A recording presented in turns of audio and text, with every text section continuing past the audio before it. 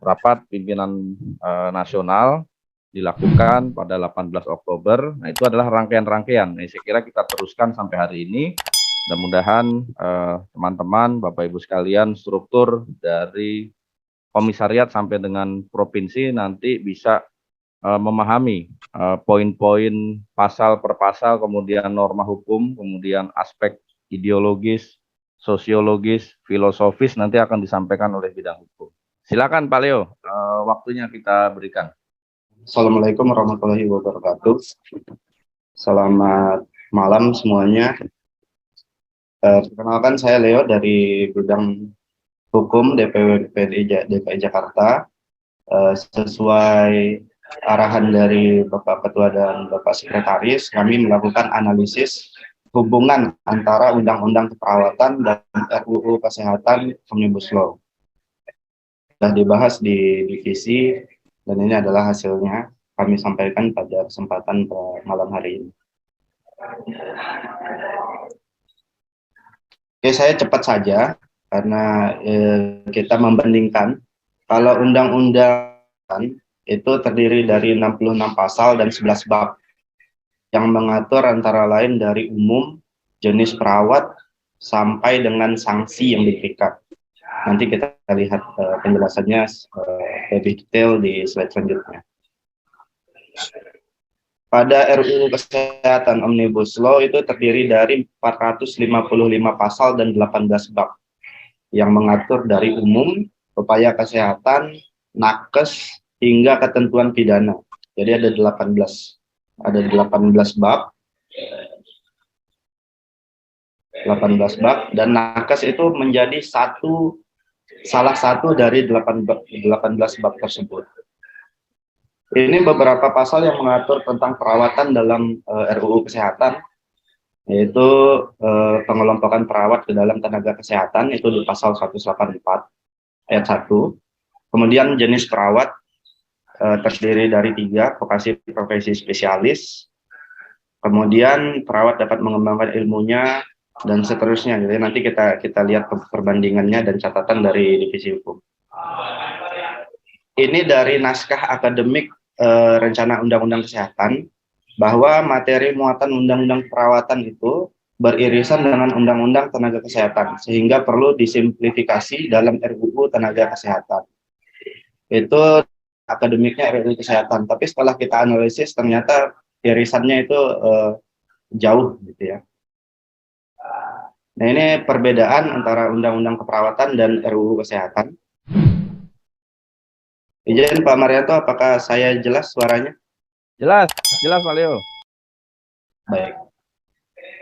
Nah, dari 18 bab yang ada di Undang-Undang Keperawatan, itu kita bandingkan satu persatu dengan RUU Kesehatan di Omnibus Law. Harapannya adalah kita bisa mendapatkan insight, mendapatkan pengetahuan gitu ya, kira-kira yang diatur tentang perawat di RUU Kesehatan itu sudah mencukupi atau tidak. Ini di Undang-Undang Keperawatan, di jenis perawat itu diatur mengenai vokasi dan profesi di pasal 4. Profesi terdiri dari nurse dan nurse spesialis. Tapi di Undang-Undang Kesehatan, RUU-nya, Omnibus Law, jenis perawat dibagi 3. Antara lain vokasi, profesi, dan spesialis. Sehingga spesialis itu dikeluarkan dari jenis perawat profesi. Kemudian pada penjelasan pasal 184 disebutkan bahwa perawat dapat mengembangkan ilmunya pada bidang, ini kami garis bawahi, kesehatan masyarakat, anak, maternitas, medical bedah, geriatrik, dan jiwa. Catatannya adalah berarti pengembangan ilmu keperawatan itu dibatasi pada RUU Kesehatan. Jadi terbatas pada sekelompok ini saja. Kesmas, anak, maternitas, bedah, geriatrik, dan jiwa. Kita lanjut di pendidikan keperawatan. Pada Undang-Undang Keperawatan itu diatur bahwa pendidikan vokasi itu paling rendah D3. Akademik terdiri dari sarjana, magister, doktor. Profesi dan spesialis, itu di pasal 5 Undang-Undang Keperawatan. Kemudian di Undang-Undang Keperawatan juga diatur mengenai sistem pendidikan tinggi keperawatan secara lengkap. Mulai dari jenis perguruan tinggi, sarpras yang harus terpenuhi untuk melaksanakan pendidikan keperawatan, kerjasama dengan lahan praktek, standar nasional, standar dosen, uji komnya semua diatur pada Undang-Undang Perawatan. Kalau kita lihat di RUU Kesehatan Omnibus Law, dia diatur secara umum ya, di pasal 186 itu disebutkan tenaga kesehatan memiliki kualifikasi paling rendah D3. Jadi ini hilang nih, vokasi, akademik, profesi itu tidak diatur dalam sebuah undang-undang lagi, tapi paling rendah D3.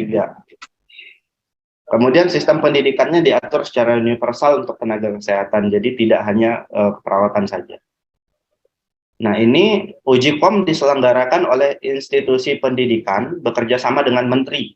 Itu pasal 197 ayat 2. Catatannya adalah dengan RUU Kesehatan Omnibus Law, hukum bukan lagi wewenang dari organisasi profesi.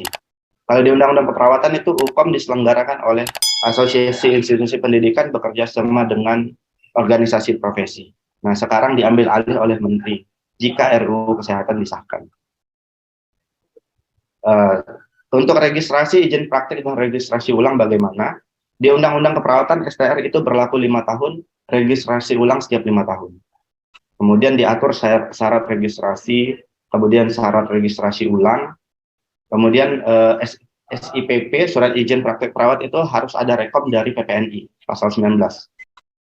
Perawat warga negara asing itu diberikan STR sementara dan SIPP yang berlaku 1 tahun dan diperpanjang hanya 1 tahun berikutnya, itu pasal 24. Di RUU Kesehatan, STR diatur secara universal, jadi semua STR nakes dan berlaku tanpa jangka waktu. Jadi sekali STR keluar itu berlaku seumur hidup, itu di RUU Kesehatan. Kemudian syarat registrasinya sama, ada sumpah profesi. Syarat SIP, surat izin praktek itu cukup STR, tempat praktek, dan bukti pemenuhan kompetensi. Jadi untuk mendapatkan SIP nanti tidak perlu rekom dari PPNI, itu di RUU Kesehatan. SIP berlaku 5 tahun diberikan oleh Pemda. Dan kementerian dapat mengkoreksi STR yang telah diterbitkan atau dicabut oleh Konsil. Catatan kami adalah kewenangan OP untuk registrasi dan izin praktek dihilangkan. Registrasi ulang dihilangkan. Terlihat enak gitu ya untuk anggota, tapi ada konsekuensinya, nanti kita bahas di slide berikutnya. Untuk praktek keperawatan, kalau di Undang-Undang Perawatan itu diatur praktek perawatan itu terdiri dari praktek mandiri dan pasienkes. Kemudian diatur juga mengenai tugas dan wewenang perawat, itu dari pasal 29 sampai 35 itu wewenang, tugas dan wewenang perawat itu disebutkan dengan sahih pada suatu undang-undang. Di RUU Kesehatan, praktek tenaga kesehatan diatur dalam peraturan menteri. Sehingga nanti kalau RUU Kesehatan itu disahkan, maka praktek keperawatan itu nanti peraturannya itu peraturan menteri, jadi bukan undang-undang lagi. Sehingga kita menjadi levelnya turun. Yang sebelumnya praktek kita itu diatur undang-undang, di mana untuk mengubah undang-undang itu perlu diuji di Mahkamah Konstitusi. Ketika diatur di peraturan menteri, kapan menterinya berubah, dia mau ubah tentang praktek kita perawat, ya bisa. Itu di Undang-Undang Kesehatan. Tugas dan wewenang nakes tidak diatur sama sekali di RUU Kesehatan Omnibus Law. Catatan kami, praktek keperawatan mandiri dapat dijalankan secara bebas tergantung Pemda masing-masing. Praktek keperawatan diatur lebih rinci pada Permenkes. Jadi bukan undang-undang lagi. Nah, ini hak dan kewajiban. Jadi Undang-Undang Keperawatan itu ada diatur khusus kewajiban perawat apa, kewajiban pasien apa. Hak perawat apa, hak pasien apa.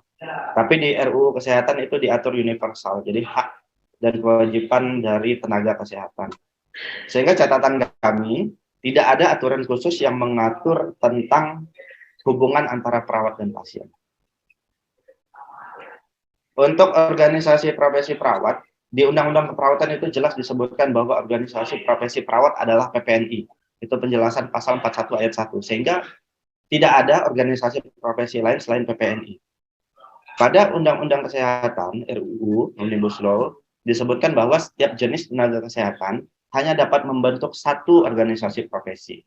Itu pasal 296 ayat 2. Catatan kami itu berpotensi memunculkan konflik antar organisasi profesi. Karena ketika misalnya ada dua organisasi profesi yang muncul, mereka akan berkonflik siapa yang organisasi profesi yang paling valid. Untuk kolegium keperawatan diatur khusus pada Undang-Undang Keperawatan, di RUU Kesehatan itu diatur universal dan hanya disebutkan sebagai penjelasan tambahan. Jadi tidak ada pasal yang jelas menegaskan bahwa ada kolegium keperawatan. Catatan kami adalah dengan pasal ini, jika Menteri Kesehatan berpendapat bahwa kolegium cukup satu, misalnya kolegium tenaga kesehatan, maka kolegium keperawatan bisa saja menjadi tidak ada. Jadi tidak ada kolegium yang mengatur perawat secara khusus. Untuk konsil sama seperti dengan kolegium, itu diatur universal sehingga bisa saja konsil keperawatan digabung bersama konsil tenaga kesehatan yang lain. Nah, untuk pengembangan, pembinaan, dan pengawasan.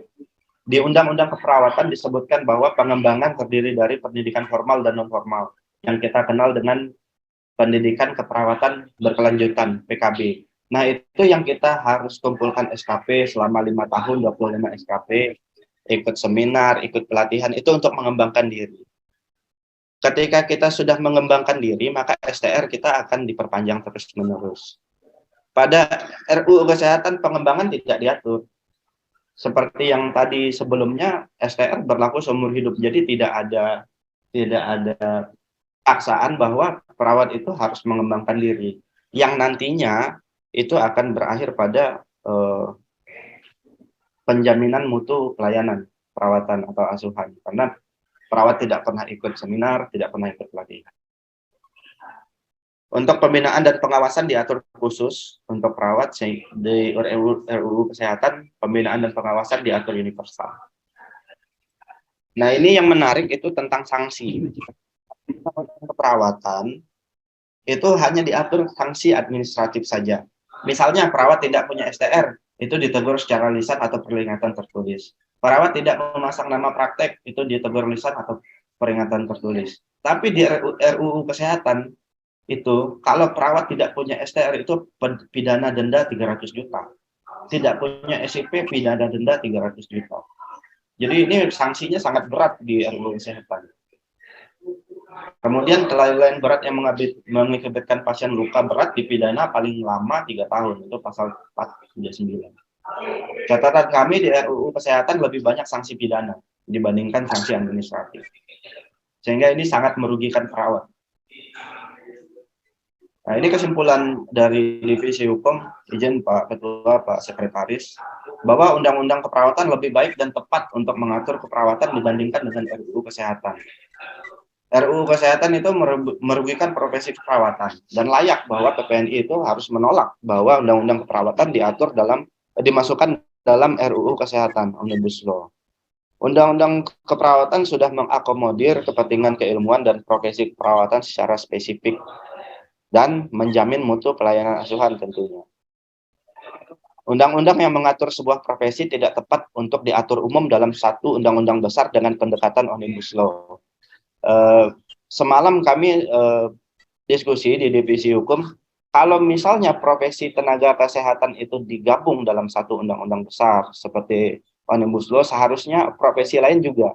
Misalnya profesi penegak hukum yang terdiri dari hakim, jaksa, polisi, advokat. Itu harusnya bisa menjadi Omnibus Law juga gitu. Kenapa mereka tidak? Kenapa profesi kesehatan yang diatur dalam suatu Omnibus Law? Sehingga profesi itu memang tidak tepat diatur umum. Kesimpulan terakhir, DPW, DPD, DPK harus tegak lurus dengan keputusan Rapimnas untuk menolak Undang-Undang Keperawatan dimasukkan dalam RUU Kesehatan. Mungkin demikian yang bisa saya sampaikan atas analisis Divisi Hukum untuk Undang-Undang Keperawatan dan RUU Kesehatan Omnibus Law. Pak Sekretaris, demikian, terima kasih.